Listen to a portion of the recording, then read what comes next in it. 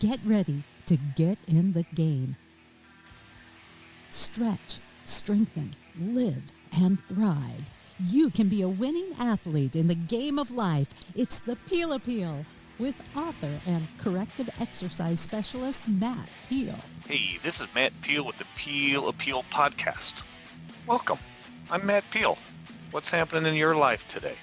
I hope it's bright and sunny for whatever situation that you're in. We're still early in the year, so there's lots of rays of sunshine out there for hope that you're going to be exactly where you want to be come December 31st. So today, I'm going to talk about something that is near and dear to everybody's heart and gut, and that's eating, right?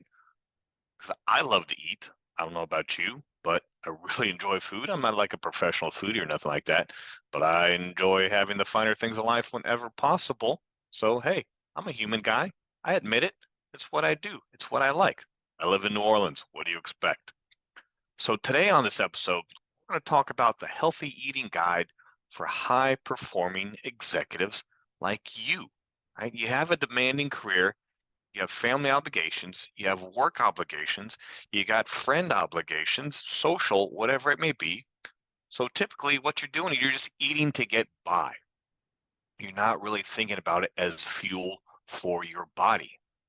So in this episode today, we're going to talk about fueling your body like a high performance sports car that you are. You're not the family truckster from Vacation, right? Well, that famous line that I love says, "Oh, you think you hate it now, but wait till you drive it," right? That's not what you are. You're a high performance sports car. So we got to get maximum productivity and maximum results out of you so that you can, it's kind of like the truckster though, that you can make it across the country. I don't know if you're going to be like Christy Brinkley in that the red Ferrari that goes by, but you want to be able to perform like that red Ferrari for the long haul. So how you fuel yourself is más importante, or very important. So the foods that you eat, they fuel your body for success or failure, as with most people out there, right? So fatty, processed carbs, soft drinks, juices, even though you think, well, it's juice, how can it be bad for you? They're full of sugar, man. So juices, not fantastic all the time. And then nightly alcohol. But hey, that's the American way, right? Well, sure. But if you want to be part of that 30% obesity rate and then 50% of the population, adult Americans, being overweight, that's exactly the recipe for your success in that. But for you, because you are a high performance sports car, that's not the recipe. We want to go opposite of that, right? Just don't go to where all the crowd is. You got to go to where some of the smaller crowd is that's getting in and having a whole lot more fun than standing in line with everybody else. So that's how we got to think about ourselves. So how do we do that? Well, I'm not going to get into details of specific ingredients of this meal or that meal or how this tastes with that taste. We're going to still take something that maybe not a 30,000 foot level, maybe like around a 10,000 foot level, but some basic tips that you can use every day, but not just for yourself, but how you set things up for your family and then teach your kids from now on. Because remember, hey, how do we learn to eat and make stuff? From our parents, from our grandparents. We didn't just come out of the womb saying, hey, I know how to cook, I know how to make everything. You might have a talent on it, but overall, you still had to learn, and you got that from your parents. And again, your grandparents or your aunts or uncles, whoever was there around making meals for you.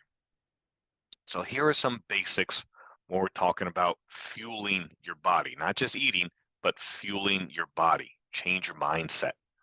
So all meals require a lean protein source, a healthy fat, and a complex carb. I'm not going to sit here today and debate the differences between vegan, vegetarian, pescatarian, or as I like to say, a meatitarian. That's a personal preferences, and there are pros and cons to all the above. But the bottom line, you still need lean protein, healthy fats, and complex carbs, I should say. Muscles need protein, right? That's how we rebuild from working out. That's how we keep lean muscle mass on us. That's how we get stronger. That's how we help to change our shape and also keep us fuller longer. The brain needs healthy fats, right? Healthy fats are unsaturated fats. Yes, things like fish. Fish has healthy fats. Even some dairy has some healthy fats. Avocados, various seed oils, olive oils. Now, I don't say to go get out of control and eat a full avocado every night, right? That's also high in calories. So that's not the smart option. We don't want to go to extremism, right? It's a little bit of each. So protein, again, there's plant-based protein, there's our animal source protein, there's fish, if you want to call that animal source, poultry, a lot of different ways you can get your protein requirements. And again, I leave that to your personal preference. I'm not going to preach to you which way is better than another, but just make sure that you do keep your fat content down in your lean protein choices as much as possible. Fish are naturally fatty, but if we're talking red meats, get your leaner cuts of meat. Our energy, the body prefers to use our energy from complex carbs. That's what's appropriate for us. That's how we don't have brain fog. Yes, I understand the keto. Again, not going into specifics on is keto this or is keto that or no carb, high carb, low carb. That's not what this topic is about. But we need complex carbs. So those are things like fruits and vegetables. Those are great sources. Those are also nutrient dense with less calories, plus all the antioxidants. So yes, ladies and gentlemen, fruits and vegetables are technically carbohydrates. Get over it. That's what you're eating. When you say, I'm not having any carbs, I just have a salad. Well, you are having carbs. Let me bust your bubble. Also things like beans, legumes, lentils.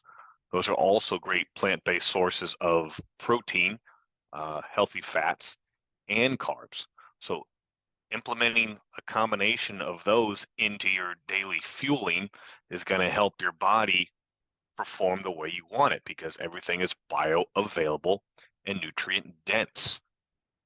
So when we talk about hydration, we want to drink half your body weight in ounces of water daily. We talked about this. I talked about this on my previous podcast, why hydration is important. You cannot catch up on water each day by drinking more because you missed out yesterday, right? You're going to be dehydrated if you don't maintain those levels every single day. So remember, it's half your body weight in ounces, and that goes for everybody. Your kids especially, they don't need 64 ounces of water. If they weigh 75 pounds, they'll float away, right? So what's half of that? Math is hard. That's around 35, 37 ounces of water. That's what a 75-pound child's going to need. They don't need as much water as you do. So it helps with fighting infection, illness, thinking clearly. Your body processes work optimally, digestive tract, and even weight management. Because you can stay fuller and satiated when you have your regular intake of water. So when we talk about eating, and nutrient time is also important. We're not going to starve ourselves all day. I see it regularly with clients, starve ourselves all day and then have this big massive meal at night just full of shit. Right? That's the recipe for weight gain. So, or same thing of just having one big massive lunch. Right? Well, what we need to do is have frequent smaller feedings. We want to have breakfast. And again, breakfast doesn't have to be eggs and a piece of toast, right? But some type of breaking the fast within 2 hours of waking. We have gastric emptying that occurs every 3 to 4 hours, and that depends on what you're eating. How easy is it to break down your food and then use it and digest it? But typical gastric emptying is every 3 to 4 hours. So if we feed ourselves in smaller, more frequent times and amounts throughout the day, we can still maintain our calorie ceiling, but not be hungry because we're just having a big meal and then nothing, then maybe another big meal and then nothing. Right? So smaller amounts, understand that you are going to be hungry every few hours. That's what happens. That's normal. So we want to have a protein, we want to have a carb, complex carb, we want to have healthy fat in each of our feedings. For our major meals, we're going to want 20 grams of protein. That's about all our body can digest at one time. There's no need to have a 40-gram protein shake. What are you going to do with it? It's going to go to waste. You know what that happens. Liquid in, liquid out. There it goes. Bye-bye. So that's what we're focused on as far as protein intake with each regular major meal. Not snack, but major meal, breakfast, lunch, dinner.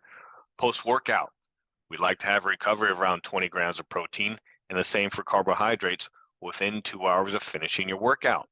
That's how you replenish your glycogen levels. That's how you help your muscles to rebuild. So again, 20 grams of protein, about 20 grams of carbs within 2 hours of finishing your workout. That's important too. On the weight management side, we don't want to eat within 2 hours of bedtime. That just becomes fat, stored energy, because we're not going to use the food. When we go to sleep, our body systems slow down and they're not processing it at full capacity. So why are we sticking a lot of fuel in there? All it does is just sit there and be turned into adipose tissue or fat. So let's not eat within 2 hours of bedtime. That's how you have kind of your natural fasting. And then you go to sleep and then you wake up, and within 2 hours of that wake up, you break your fast. So people say, well, I want to fast. Well, here's a great opportunity to do it. If you sleep from, say, 10 p.m. to 5 p.m., right? And then you cut off your eating, so that's 7 hours of sleep, roughly. Well, and then you cut out your eating at 8 o'clock, so that's 9 hours. And then if you get up at 5 and maybe you eat by 10, get up at 5, eat by 6, I was thinking, that's about 9 hours right there, right? 7 plus 2 is 9, plus 1 is 10. That's 10 hours that you've actually been fasting, but it doesn't affect you because you're sleeping for a lot of that. So that's how you can think clearly, use the fast appropriately, but also fuel yourself so that you have maximum productivity and energy for your day. Now, if possible, prep your meals. It's at least some portion of it. Maybe if you just cook all your meats in the crock pot, or maybe you just have your vegetables ready to go and all you gotta do is figure out your meat. Or if you want to spend all of Sunday meal prepping, hey, that's entirely up to you. But the more you can prep and plan, then the less opportunities you have for pitfalls and veering off that road. So that means I'm starving. You pull into fast food, or you go in the gas station, make some poor choices and you're snacking. So the more preparation you can put into it, the better your chance of success is for, again, your productivity, for your energy levels, for being happy, for not being hangry, and for weight management. So you feel better, you look better, your clothes look amazing on you, right? That's what it's all about. So we got to think about, again, fueling, not just what am I eating, how am I fueling myself, right? You are a sports car. So as we wrap this up, we got to think about that. Change your mindset. Change your mindset to fueling. Hey, the military has with regards to new recruits. They don't just feed them in the chow line anymore. They're teaching these kids how to eat, how to fuel themselves properly. Because let's face it, look around, look at the average teen. Does that teen look like they can make it through an obstacle course? The answer is no. I see them, I train them on a regular basis. So they have to teach them how to fuel themselves, and you have to fuel yourself, not with low-grade gas, but with peak performance gas. Your body will respond, and you're going to kick ass out there in everything you do, right? So make sure it's nutrient dense, bioavailable foods. That means less processing. Put those in your body and watch what happens. It's amazing. So what are some other ways you can find some information? Well, how about my book? Have you read it yet? If not, why not? The Athlete in the Game of Life. That's your little Bible. That's your manual on how to be fit over 40 and the best that you can be where you're at right now. If you haven't ordered it, get it today. Go to my website, mattpeal.com, scroll down to the bottom of the homepage, really any of the pages, click Athlete in the Game of Life, and order your book today. Hey, it's not that much money. It's less than 20 bucks, but it's going to be the less than best 20 bucks you've ever spent, because it's going to help you with chronic pain, help you with your eating habits, and teach you what you need to do to be successful for the next 10 to 15 years of your life. So get it today. I promise you're going to love it. So until next time, this is Matt Peel with the Peel Appeal Podcast. I will see you later. Are you ready to get in the game? Get personal help, sign up for our newsletter, and pick up your copy of Athlete in the Game of Life, the book, all at mattpeel.com. Thanks for listening.